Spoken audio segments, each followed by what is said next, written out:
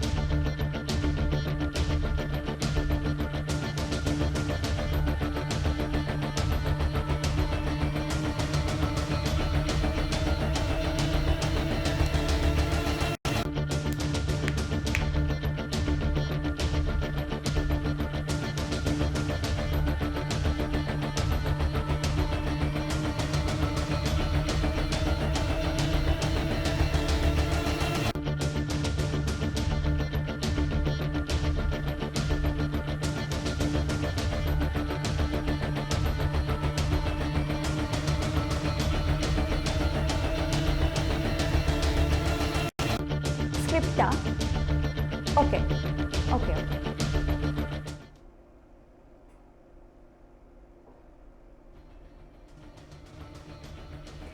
ನಟ ಶಿವರಾಜ್ ಕುಮಾರ್ ಶಸ್ತ್ರಚಿಕಿತ್ಸೆಗೆ ಅಮೆರಿಕಕ್ಕೆ ತೆರಳಿದ್ರು. ಅಮೆರಿಕದಲ್ಲಿ ಶಿವಣ್ಣನಿಗೆ ಶಸ್ತ್ರಚಿಕಿತ್ಸೆ ಯಶಸ್ವಿಯಾಗಿದೆ. ಅಭಿಮಾನಿಗಳು ಶಿವಣ್ಣನ ಆಗಮನಕ್ಕಾಗಿ ಕಾದು ಕುಳಿತಿದ್ದಾರೆ. ಹೇಗಿರುವಾಗಲೇ ನಟ ಶಿವರಾಜ್ ಕುಮಾರ್ ಅಭಿಮಾನಿಗಳಿಗೆ ಖುಷಿ ಕೊಡುವಂತಹ ಸುದ್ದಿಯೊಂದು ಹೊರಬಿದ್ದಿದೆ. ಈ ಕುರಿತು ಮಾಹಿತಿ ನೀಡಿರುವ ಸಚಿವ ಎಸ್ ಮಧು ಬಂಗಾರಪ್ಪ, ಶಿವಣ್ಣ ಆರೋಗ್ಯವಾಗಿದ್ದಾರೆ. ಅವರ ತಂದೆ ತಾಯಿ ಮತ್ತು ಅಭಿಮಾನಿಗಳ ಆಶೀರ್ವಾದದಿಂದ ಗುಣಮುಖರಾಗಿದ್ದಾರೆ.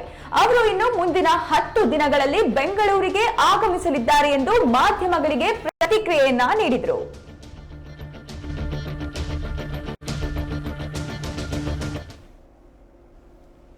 ಚೆನ್ನಾಗಿದ್ದಾರೆ. ನಿಮ್ಮೆಲ್ಲರ ಆಶೀರ್ವಾದ, ನಿಮ್ಮೆಲ್ಲರ ಒಂದು ಕಾಳಜಿ ಏನಿತ್ತು ಅದನ್ನೆಲ್ಲ ಕಡೆನೂ ನಾನು ಹೇಳಿದ್ದೀನಿ. ಮತ್ತೆ ನಾನು ವಿಸ್ತರಣೆ ಮಾಡೋದಕ್ಕೆ ಹೋಗೋದಿಲ್ಲ. ಆರಾಮಾಗಿದ್ದಾರೆ. ಇಷ್ಟೊತ್ತಿಗೆ ಬರ್ಬೋದು, ಈಗ ನಾಳೆ ನಾಡ್ದೊಳಗೂ ಬರ್ಬೋದಾಗಿತ್ತು. ನಾನೇ ಒಂದು 10 ದಿವಸ ರೆಸ್ಟ್ ತೊಗೊಂಡು ಬನ್ನಿ ಅಂತ ಹೇಳಿ ಆ ಕಡೆಗೆ ಇದ್ದು, ನಮ್ಮವರಿದ್ದಾರೆ, ಭೀಮಣ್ಣನು ಅಲ್ಲೇ ಇದ್ದಾರೆ. ಇವಾಗ ನಾನು ಈ ಕಡೆ ಬಂದೆ.